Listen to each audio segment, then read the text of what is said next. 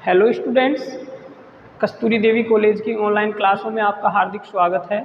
आज हम डिस्कस करेंगे काउंटेबिलिटी। ठीक है, कार्डिनलिटी क्या होती है सेट्स की, उसके बारे में हम चर्चा करेंगे। पिछले लेक्चर में भी इसके बारे में कुछ बेसिक्स चीज़ें देखे थे। तो सबसे पहले देखते हैं कि प्रत्येक सेट ए के लिए एक प्रतीक, जिसको इंग्लिश में बोलते हैं सिंबल, एक प्रतीक फिक्स किया जाता है। फिक्स यानी एक नियत किया जाता है, फिक्स किया जा सकता है, जो उस सेट में उपस्थित अवयवों की संख्या को दर्शाता है। जैसे सेट ए है कोई, और इसमें मान लीजिए 1 2 3 4 5, ये क्या है, 5 अवयव है। तो इसका कोई सिंबल यानी कोई चिन्ह, कोई प्रतीक, जैसे 5, ये मैंने इसका सिंबल व्यक्त कर दिया। तो एक को किससे व्यक्त कर दिया? 5 से। किससे? 5 से। ठीक है, जैसे पहले पूरा पढ़ लेते हैं। इस प्रतीक को हम सेट ए की गणन संख्या कहते हैं और इसे कार्डिनलिटी ऑफ ए से व्यक्त करते हैं।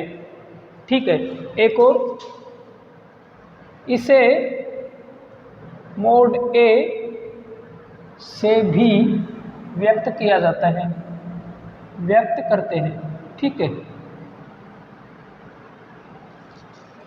तो क्या है, जैसे यहाँ पे मोड ए इक्वल 5, 5 क्या है? एक प्रतीक है। क्या है? प्रतीक। किसका प्रतीक है? ये क्या दर्शाता है प्रतीक? कि ए में उपस्थित अवयवों की संख्या क्या है? 5 है।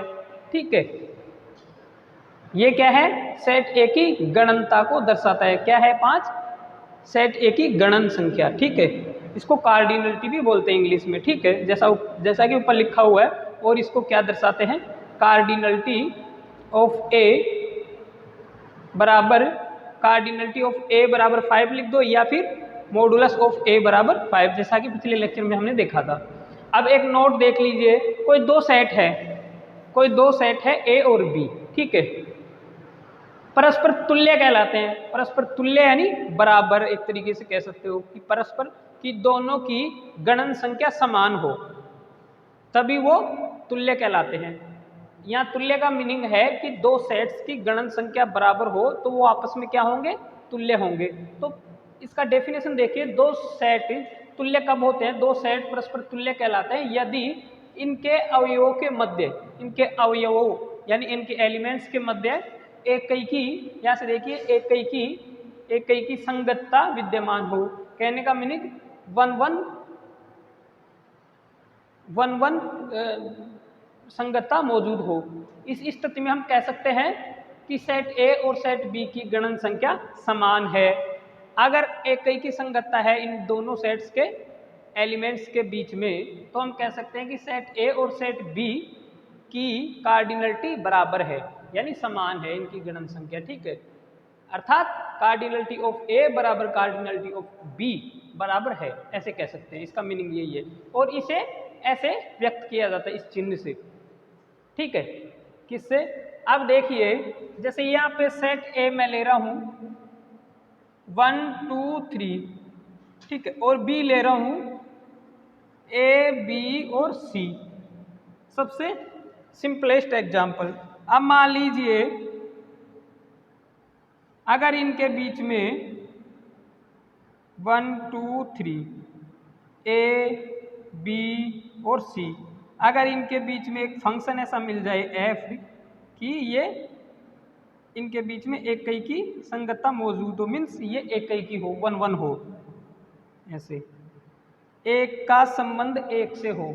ठीक है, ऐसे नहीं कि इसका संबंध 2 से हो जाए, या कोई इधर छूटना भी नहीं चाहिए, इस टाइप से। ठीक है, एलिमेंट, सभी एलिमेंट्स कवर भी हो जाए और एक का रिलेशन, एक का संबंध एक से ही हो, तो इसको हम कह सकते हैं कि यहाँ पे इसमें भी इसकी गणन संख्या कितनी है? 3। सेट बी की, ये क्या है? सेट बी, और ये ए, और सेट ए की भी गणन संख्या 3 है, लेकिन इनमें अवयव अलग अलग है। इसमें ए बी सी है, इसमें 1 2 3 है, लेकिन अपने को गणन संख्या से, कार्डिनलिटी से मतलब है। ठीक है, तो हम सेट, अगर ऐसा है तो हम सेट ए और बी को क्या लिखेंगे, इसको इस टाइप से दर्शाते हैं, इस चिन्ह से, ठीक है, इस चिन्ह से दर्शाते हैं। ये चिन्ह दर्शाता है कि सेट ए और बी क्या है, तुल्य है। क्या है, तुल्य है परस्पर। तुल्य मीन्स इनकी कार्डिनलिटी समान है, ऐसे समझिए, ठीक है। जैसे एक एग्जाम्पल ले लेते हैं, एक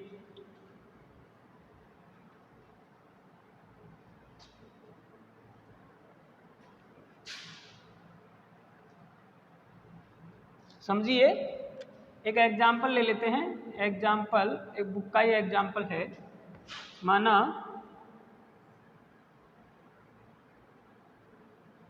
N1 कोई सेट है, ठीक है, और इसमें किस टाइप से एलिमेंट आ रहे हैं, 1 0 1 2 3 ऐसे ऐसे आए जा रहे हैं, ठीक है। और एक दूसरा सेट है N2, इसमें किस टाइप के एलिमेंट आ रहे हैं, 0 और इवन नंबर 2 4 6 8 इस टाइप से एलिमेंट आ रहे हैं, यानी 0 और सम संख्याएं, और इसमें 0 और सभी प्राकृत संख्याएं आ रही है, ठीक है।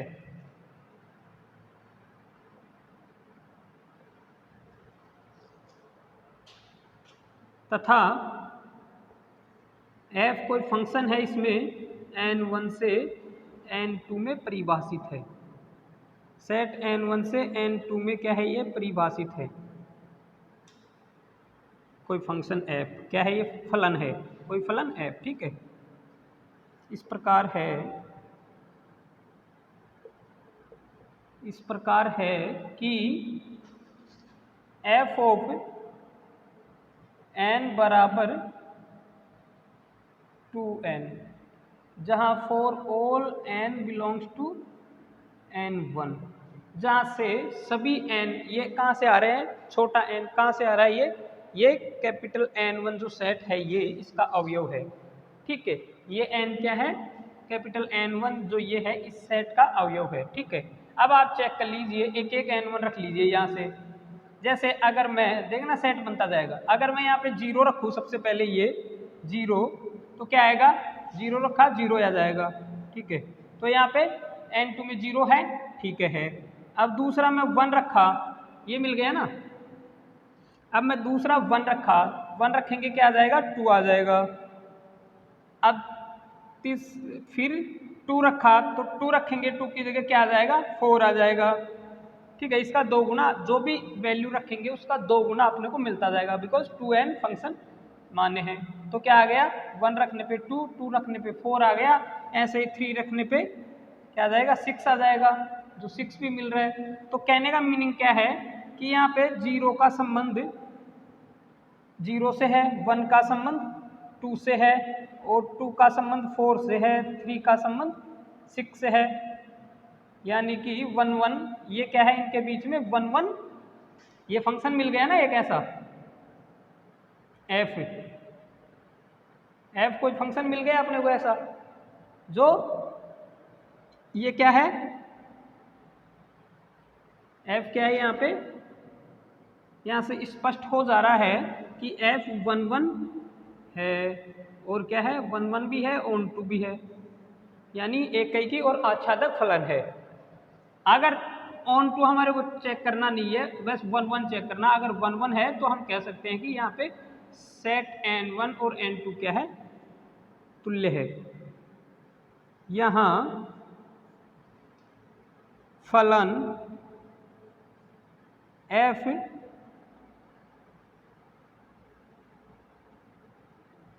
एकैकी और आच्छादक है, ठीक है।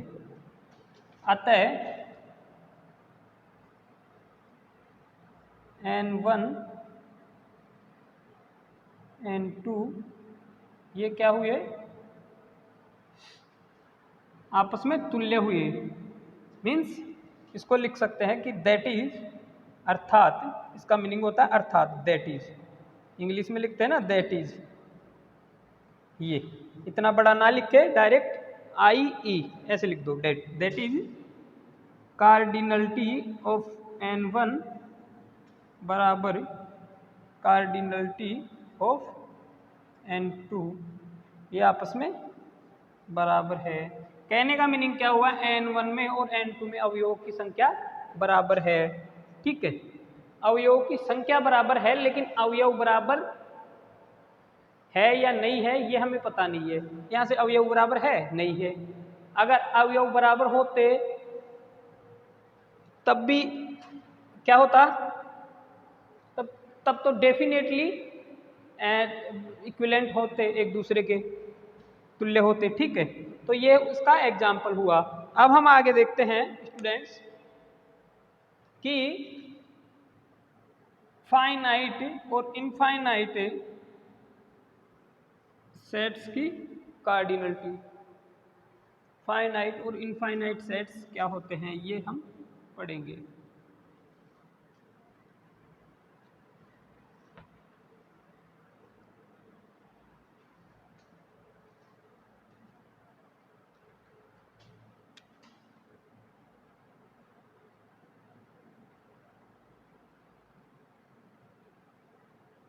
परिमित और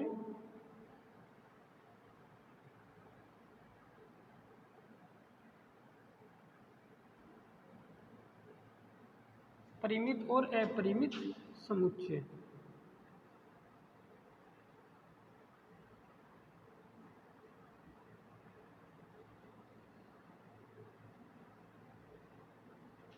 फाइनाइट एंड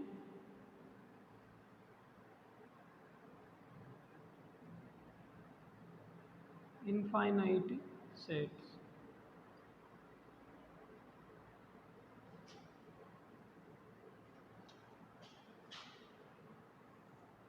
ठीक है, अब ये क्या होता है ये हम देखते हैं।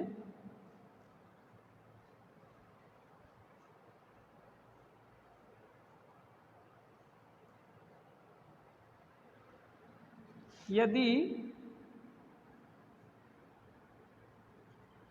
सेट ए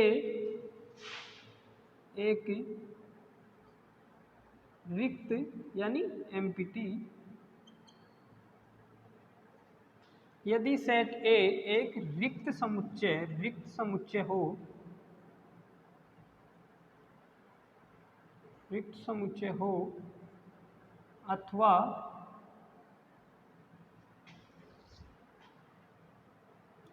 सेट ए समुच्चय ए अथवा सेट ए सेट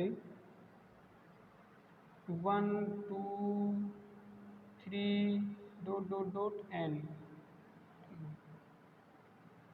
के तुल्य हो,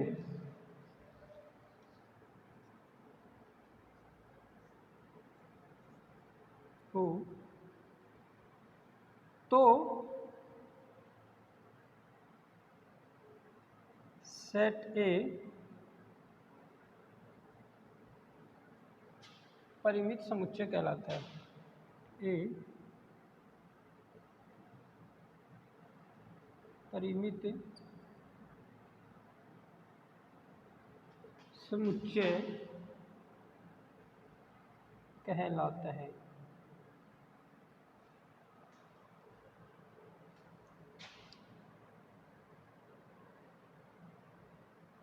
ठीक है, अब पहला पॉइंट, यदि सेट ए सेट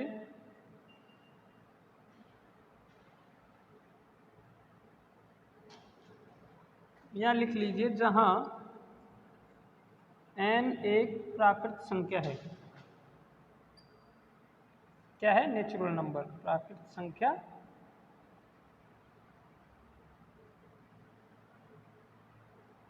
नेचुरल नंबर है। ठीक है,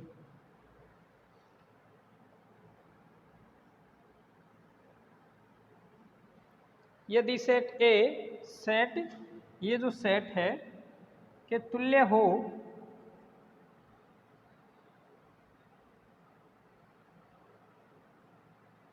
के तुल्य हो तो सेट ए की गणन संख्या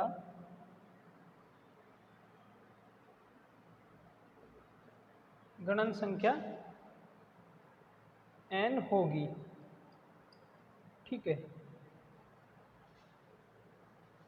यानी कार्डिनलिटी ऑफ ए क्या होगी, सेट ए की कार्डिनलिटी क्या होगी, n होगी। ठीक है, दूसरा, चूंकि रिक्त सेट की गणन संख्या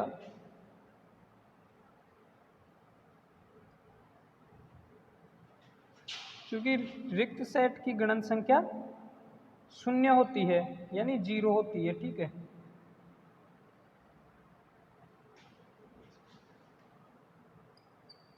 जीरो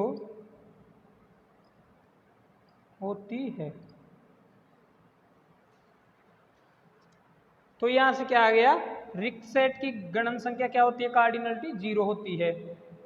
तो यदि सेट ए एक रिक्त समुच्चय है तो उसकी कार्डिनलिटी क्या होगी, रिक्त समुच्चय है तो उसकी गणन संख्या 0 होगी।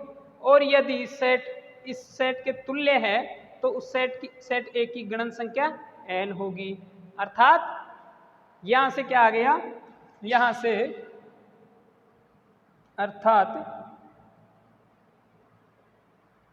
इसको ऐसे भी लिख सकते हैं ना, कार्डिनलिटी को, कार्डिनलिटी ऑफ ए बराबर n होगी। ठीक है, और यहां से अर्थात कार्डिनलिटी ऑफ ए बराबर 0 ऐसे भी लिख सकते हैं। ठीक है, तो ये हो गया फाइनाइट सेट का डेफिनेशन। ठीक है, इसका एग्जाम्पल बाद में देखते हैं। अब देखते हैं अपरिमित इनफाइनाइट सेट क्या होता है। ठीक है, आप इसको नोट कर लीजिएगा।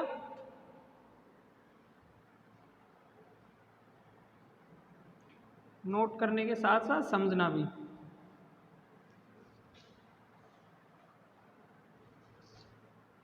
अब इनफाइनाइट सेट वो सेट होता है, एक ऐसा सेट जो फाइनाइट नहीं हो। अगर कोई सेट फाइनाइट नहीं है तो क्या होगा, इनफाइनाइट होगा। ठीक है, दो ही कंडीशन होती है, दो ही संभावनाएं है, या तो वो फाइनाइट होगा या तो इनफाइनाइट होगा। ठीक है, यदि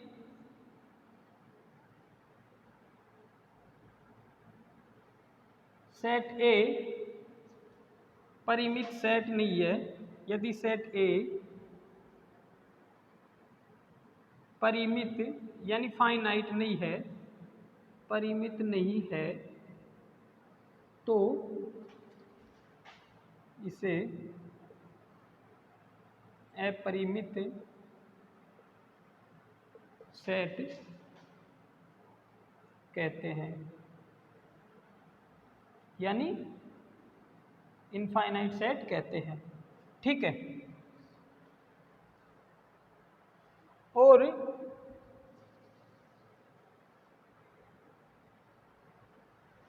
एग्जाम्पल जैसे प्राकृत संख्याओं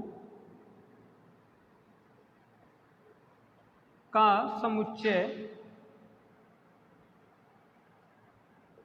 नेचुरल नंबर्स का सेट, प्राकृत संख्याओं का समुच्चय n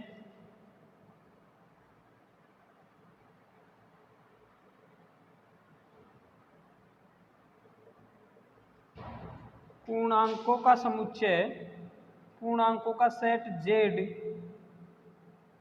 ठीक है,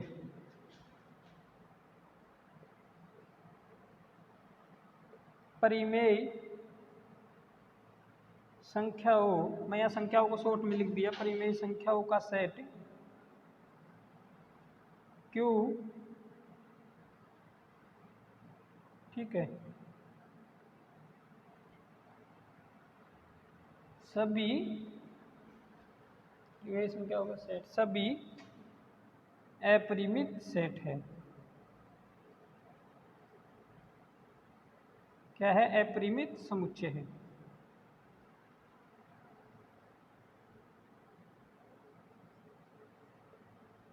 ठीक है। अब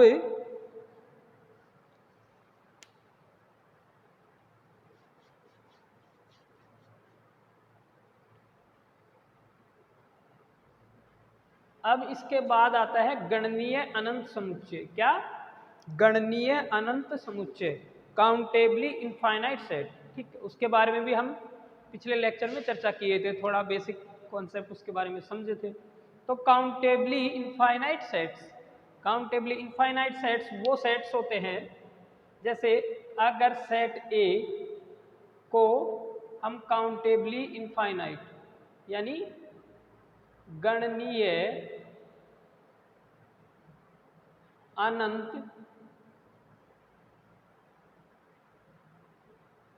समुच्चय कहेंगे यदि सेट ए किसके तुल्य हो? ये नेचुरल नंबर का सेट है। ठीक है, किसके? सेट ए प्राकृत संख्याओं का समुच्चय n के तुल्य है। ठीक है, तो हम क्या कहेंगे? सेट ए को गणनीय अनंत समुच्चय यानी काउंटेबली इनफाइनाइट सेट कहेंगे। ठीक है,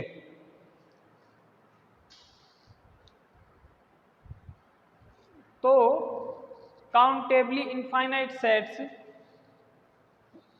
हम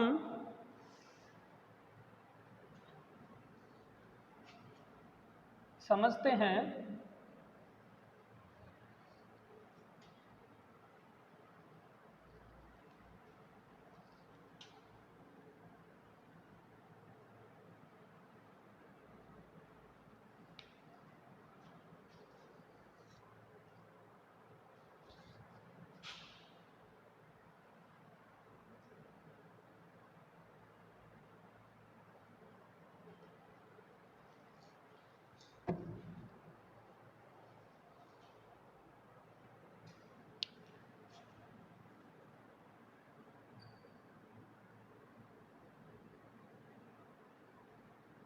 गणनीय अनंत समुच्चय। ठीक है, इसको इंग्लिश में बोलते हैं काउंटेबली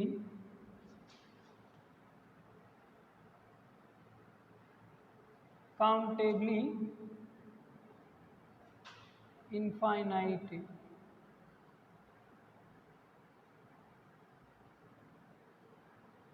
सेट। ठीक है,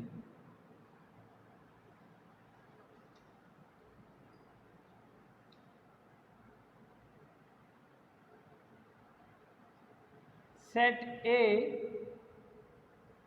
को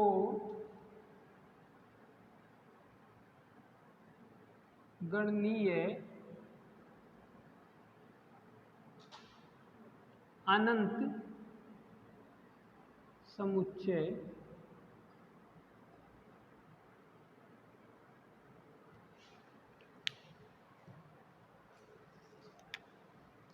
सेट ए को गणनीय अनंत समुच्चय यानी काउंटेबली इनफाइनाइट सेट कहते हैं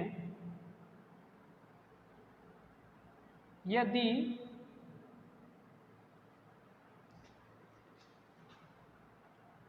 सेट ए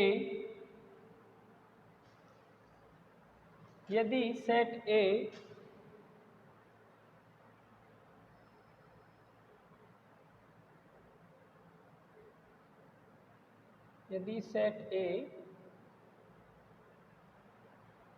प्राकृत संख्याओं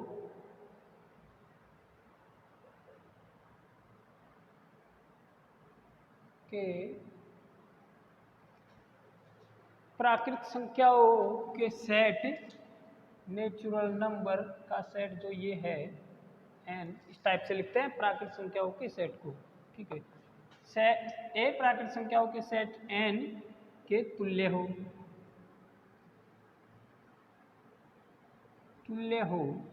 अर्थात हाँ इतना ही।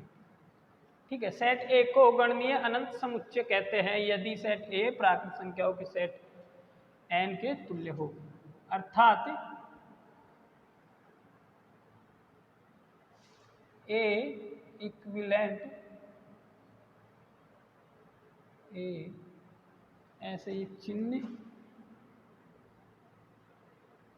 ऐसे हो। ठीक है,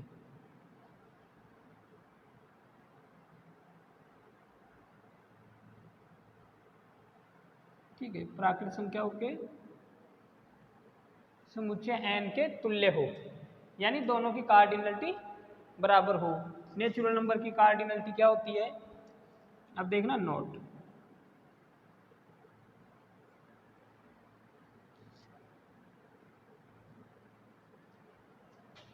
चूंकि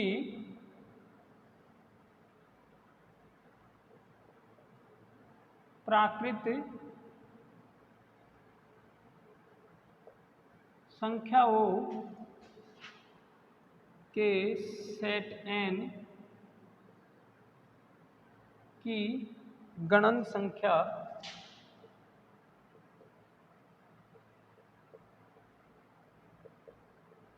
का प्रतीक की गणन संख्या का प्रतीक यानी सिंबल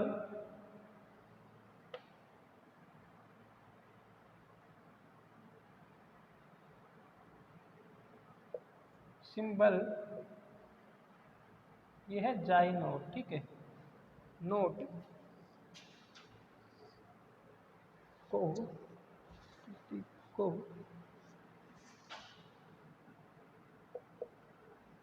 को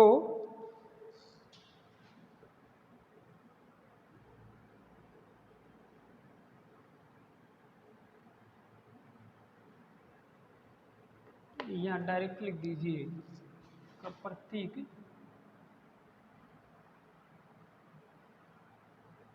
है। ठीक है, तो सेट ए की गणन संख्या का प्रतीक भी जाई नोट है। ठीक है, यानी सेट ए इसे कार्डिनलिटी ऑफ ए बराबर, ये जीरो है यहाँ पे। ठीक है, क्या है यहाँ पे जीरो, या दोबारा लिख देता हूँ, ये ऐसे लिखा जाता है। ठीक है, से व्यक्त करते हैं।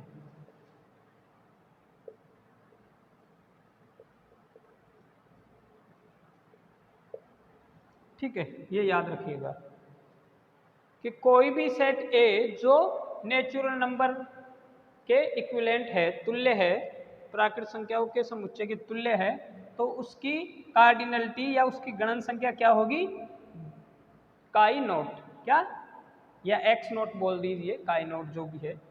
ठीक है, ये एक कैसा नंबर है, गणनीय अनंत नंबर है। ये है काउंटेबली इनफाइनाइट नंबर, यह है एक काउंटेबली इनफाइनाइट नंबर। ठीक है, ये क्या है, x note, countably infinite number. ठीक है, नंबर नहीं है, सॉरी, काउंटेबली इनफाइनाइट नंबर को व्यक्त करता है। ये तो क्या है, एक सिंबल है, एक चिन्ह है। क्या है, एक चिन्ह है। ये एक काउंटेबली इनफाइनाइट नंबर को व्यक्त करता है कि इसकी कार्डिनलिटी सेट ए की, इसमें अवयवों की संख्या कितनी होगी, काउंटेबली इनफाइनाइट। ठीक है, तो उसको व्यक्त करता है। ये क्या है, एक चिन्ह है, प्रतीक है, सिंबल है। ठीक है, अब जैसा कि हमने एक एग्जाम्पल देखा था अभी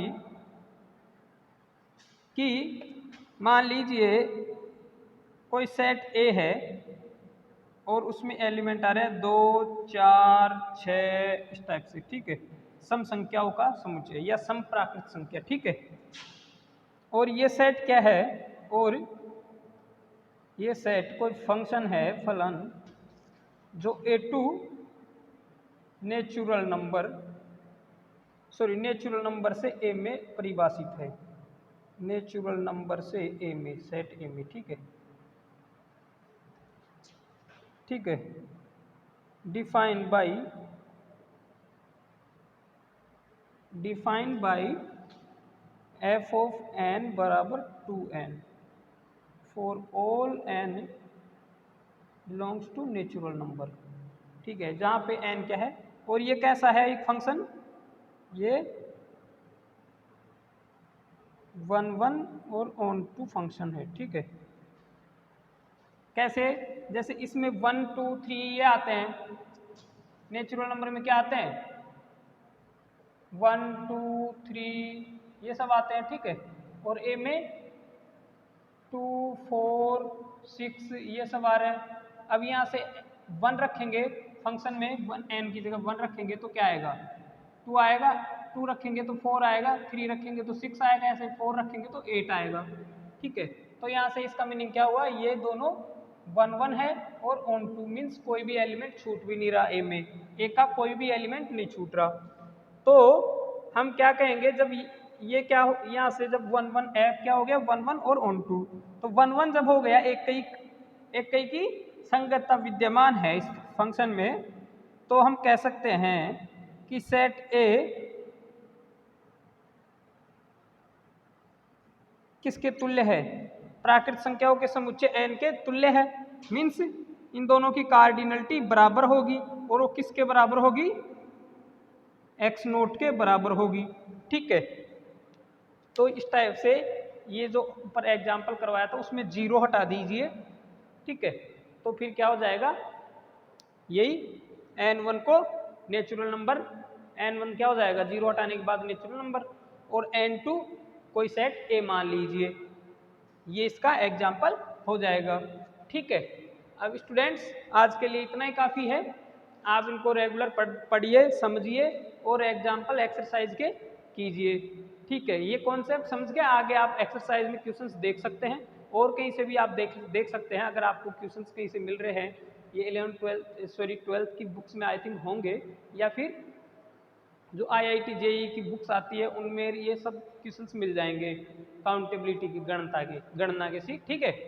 अगर आप ज़्यादा क्वेश्चंस करना चाहो तो वहाँ से देख सकते हो, वरना आप अपनी BSc की बुक्स की एक्सरसाइज में आप ढूंढिए।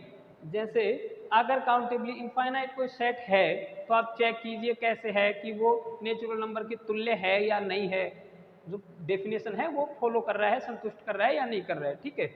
ये सब आप कीजिए, ठीक है। अब आगे नेक्स्ट क्लास में देखते हैं। धन्यवाद।